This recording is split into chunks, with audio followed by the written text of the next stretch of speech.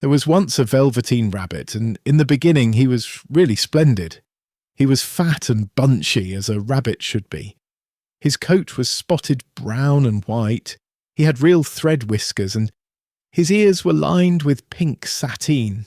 On Christmas morning, when he sat wedged in the top of the boy's stocking with a sprig of holly between his paws, the effect was charming. There were other things in the stocking, nuts and oranges and a toy engine, and chocolate almonds and a clockwork mouse, but the rabbit was quite the best of all. For at least 2 hours the boy loved him.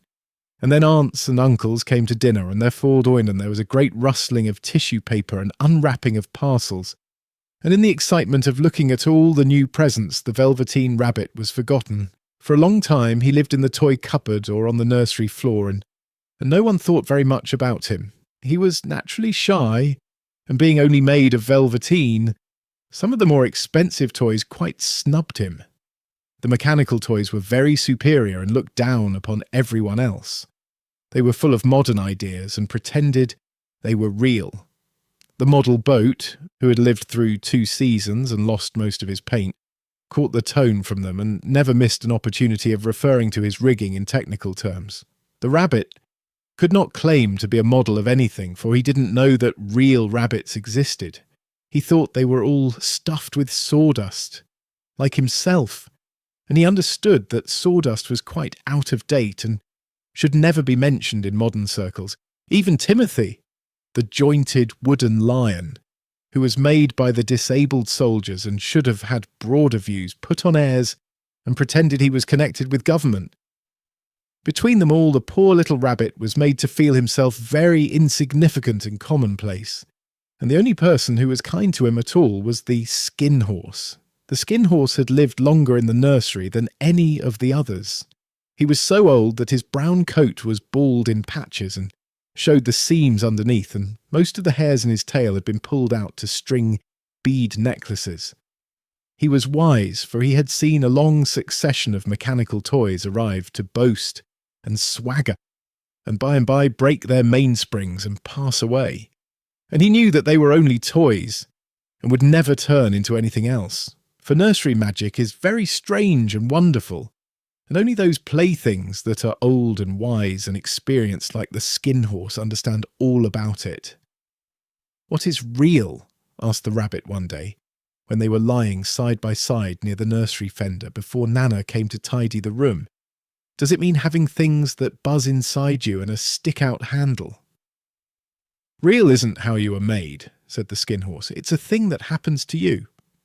When a child loves you for a long, long time, not just to play with, but really loves you, then you become real." "Does it hurt?" asked the rabbit. "Sometimes," said the skin horse, for he was always truthful. "When you are real, you don't mind being hurt." "Does it happen all at once, like being wound up?" he asked. "Or bit by bit?" "It doesn't happen all at once," said the skin horse. "You become. It takes a long time. That's why it doesn't often happen to people who break easily or have sharp edges or who have to be carefully kept. Generally, by the time you are real, most of your hair has been loved off and your eyes drop out and you get loose in the joints and very shabby. But these things don't matter at all, because once you are real, you can't be ugly, except to people who don't understand." "I suppose you are real," said the rabbit. And then he wished he had not said it, for he thought the skin horse might be sensitive. But the skin horse only smiled. "The boy's uncle made me real," he said. "That was a great many years ago. But once you are real, you can't become unreal again. It lasts for always." The rabbit sighed. He thought it would be a long time before this magic called real happened to him. He longed to become real, to know what it felt like, and yet the idea of growing shabby and losing his eyes and whiskers was rather sad. He wished that he could become it without these uncomfortable things happening to him. There was a person called Nana who ruled the nursery. Sometimes she took no notice of the playthings lying about, and sometimes, for no reason whatever, she went swooping about like a great wind and hustled them away in cupboards. She called this tidying up, and the playthings all hated it, especially the tin ones. The rabbit didn't mind it so much, for wherever he was thrown, he came down soft. One evening, when the boy was going to bed, he couldn't find the china dog that always slept with him. Nana was in a hurry, and it was too much trouble to hunt for china dogs at bedtime, so she simply looked about her, and seeing that the toy cupboard door stood open, she made a swoop. "Here," she said, "take your old bunny. He'll do to sleep with you." And she dragged the rabbit out by one ear and put him into the boy's arms. That night, and for many nights after, the Velveteen Rabbit slept in the boy's bed. At first he found it rather uncomfortable, for the boy hugged him very tight, and sometimes he rolled over on him, and sometimes he pushed him so far under the pillow that the rabbit could scarcely breathe. And he missed, too, those long moonlight hours in the nursery, when all the house was silent, and his talks with the skin horse. But very soon he grew to like it, for the boy used to talk to him, and made nice tunnels for him under the bedclothes that he said were like the burrows the real rabbits lived in, and they had splendid games together in whispers, when Nana had gone away to her supper and left the nightlight burning on the mantelpiece. And when the boy dropped off to sleep, the rabbit would snuggle down close under his little warm chin and dream, with the boy's hands clasped close round him all night long. And so time went on, and the little rabbit was very happy, so happy that he never noticed how his beautiful velveteen fur was getting shabbier and shabbier, and his tail coming unsewn, and all the pink rubbed off his nose where the boy had kissed him.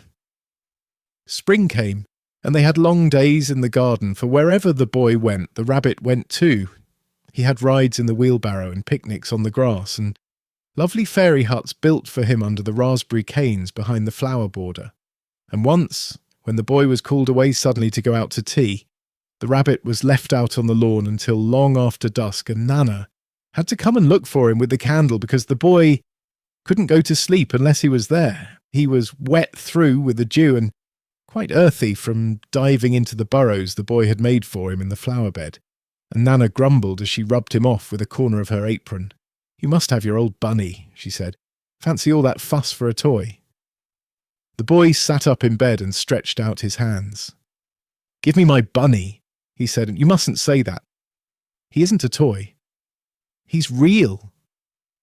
When the little rabbit heard that he was happy, for he knew that what the skin horse had said was true at last, the nursery magic had happened to him, and he was a toy no longer. He was real. The boy himself had said it. That night he was almost too happy to sleep, and so much love stirred in his little sawdust heart that it almost burst, and into his boot-button eyes that had long ago lost their polish there came a look of wisdom and beauty, so that even Nana noticed it next morning when she picked him up and said, "I declare if that old bunny hasn't got quite a knowing expression. That was a wonderful summer. Near the house where they lived there was a wood, and in the long June evenings the boy liked to go there after tea to play. He took the Velveteen Rabbit with him, and before he wandered off to pick flowers or play at brigands among the trees, he always made the rabbit a little nest somewhere among the bracken where he would be quite cosy, for he was a kind-hearted little boy, and he liked Bunny to be comfortable. One evening, while the rabbit was lying there alone, watching the ants that ran to and fro between his velvet paws in the grass, he saw two strange beings creep out of the tall bracken. Near him they were rabbits like himself, but quite furry and brand new. They must have been very well made, for their seams didn't show at all, and they changed shape in a queer way when they moved. One minute they were long and thin, and the next minute fat and bunchy, instead of always staying the same like he did. Their feet padded softly on the ground, and they crept quite close to him, twitching their noses, while the rabbit stared hard to see which side the clockwork stuck out, for he knew that people who jump generally have something to wind them up. But he couldn't see it. They were evidently a new kind of rabbit altogether. They stared at him, and the little rabbit stared back, and all the time their noses twitched.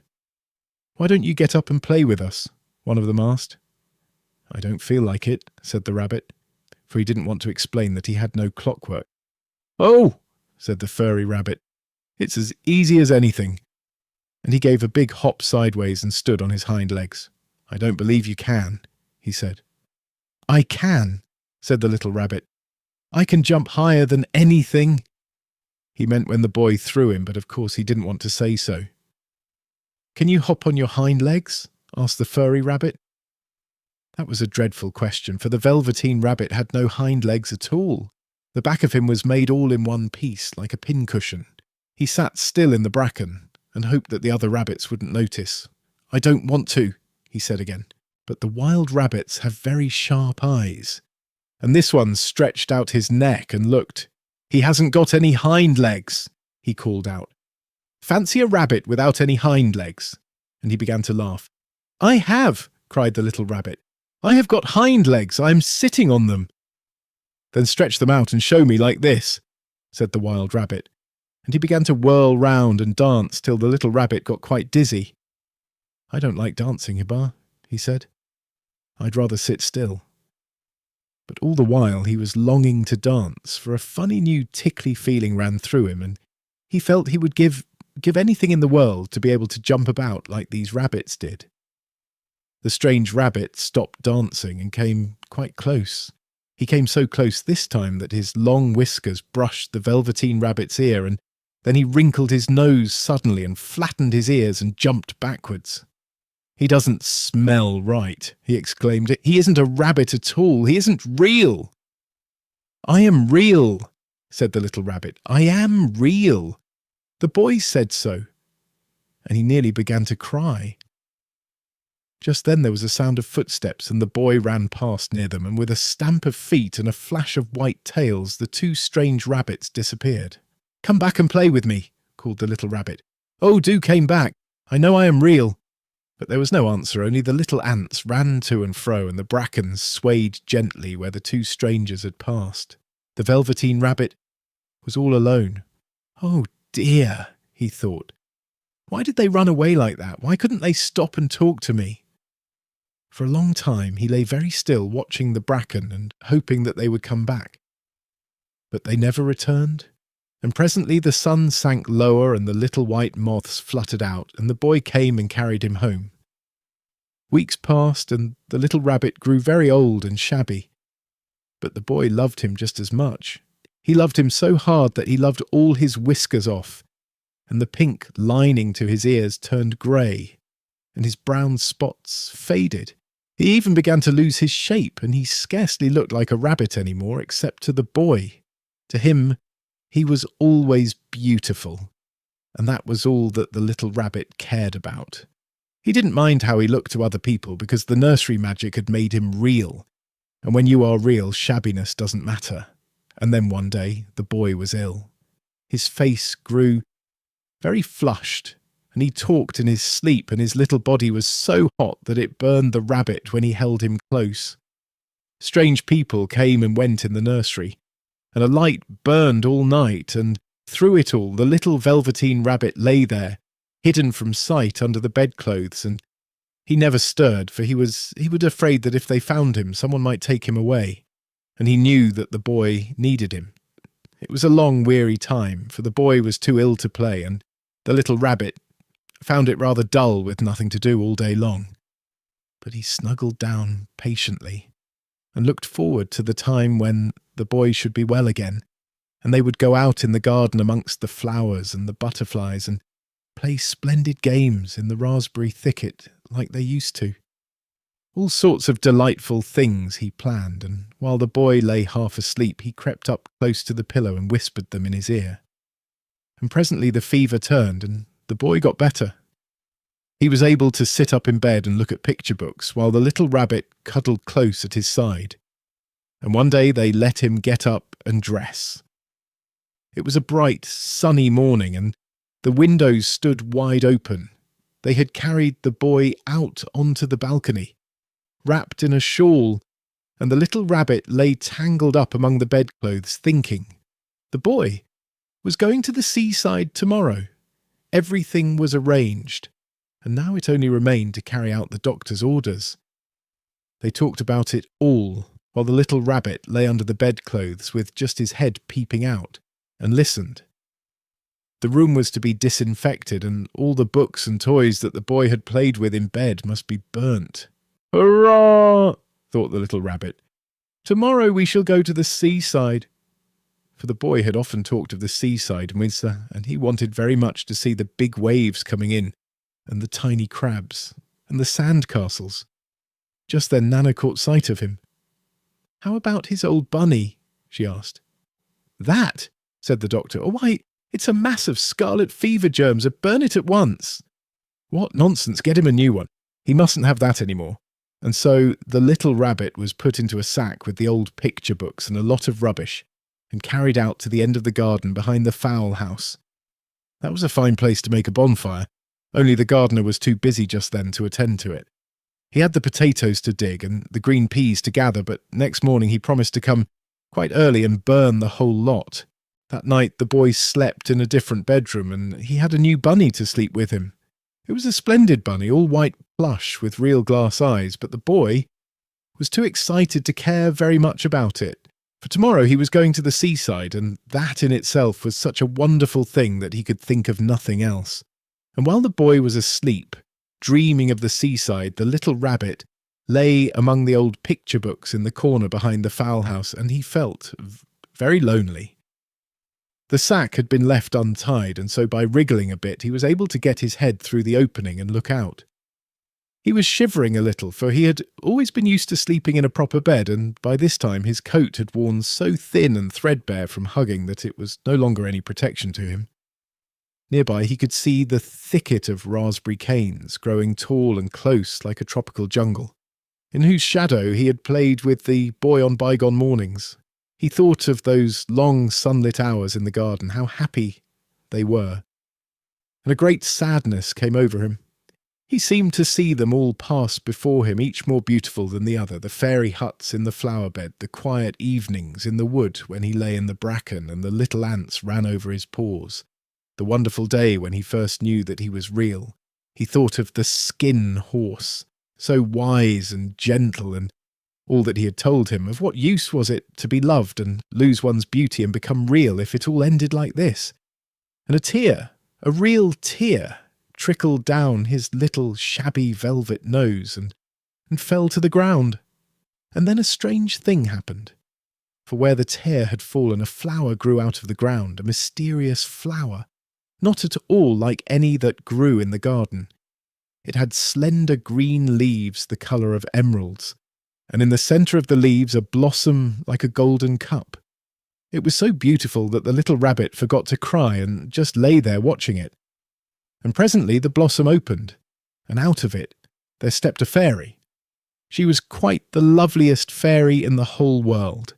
Her dress was of pearl and dewdrops, and there were flowers round her neck and in her hair, and her face was like the most perfect flower of all. And she came close to the little rabbit and gathered him up in her arms and kissed him on his velveteen nose that was all damp from crying. "Little rabbit," she said, "don't you know who I am?" The rabbit looked up at her, and it seemed to him that he had seen her face before, but he couldn't think where. "I am the nursery magic fairy," she said. "I take care of all the playthings that the children have loved. When they are old and worn out and the children don't need them any more, then I come and take them away with me and turn them into real." "Wasn't I real before?" asked the little rabbit. "You were real to the boy," the fairy said, "because he loved you. Now you shall be real to everyone." And she held the little rabbit close in her arms and flew with him into the wood. It was light now, for the moon had risen. All the forest was beautiful, and the fronds of the bracken shone like frosted silver. In the open glade between the tree trunks, the wild rabbits danced with their shadows on the velvet grass. But when they saw the fairy, they all stopped dancing and stood round in a ring to stare at her. "I've brought you a new playfellow," the fairy said. "You must be very kind to him and teach him all he needs to know in Rabbitland, for he's going to live with you for ever and ever." And she kissed the little rabbit again and put him down on the grass. "Run and play, little rabbit," she said. But the little rabbit sat quite still for a moment and never moved, for when he saw all the wild rabbits dancing around him, he suddenly remembered about his hind legs, and he didn't want them to see that he was made all in one piece. He did not know that when the fairy kissed him that last time, she had changed him altogether, and he might have sat there a long time, too shy to move, if just then something hadn't tickled his nose, and before he thought what he was doing, he lifted his hind toe to scratch it.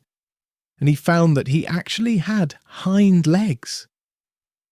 Instead of dingy velveteen, he had brown fur, soft and shiny, his ears twitched by themselves, and his whiskers were so long that they brushed the grass. He gave one leap, and the joy of using those hind legs was so great that he went springing about the turf on them, jumping sideways and whirling round as the others did, and he grew so excited that when at last he did stop to look for the fairy, she had gone. He was a real rabbit at last, at home with the other rabbits. Autumn passed, and winter, and in the spring when the days grew warm and sunny, the boy went out to play in the wood behind the house, and while he was playing, 2 rabbits crept out from the bracken and peeped at him. One of them was brown all over, but the other had strange markings under his fur, as though long ago he had been spotted, and the spots still showed through. And about his little soft nose and his round black eyes there was something familiar, so that the boy thought to himself, "Why, he looks just like my old bunny that was lost when I had scarlet fever." But he never knew that it really was his own bunny come back to look at the child who had first helped him to be real.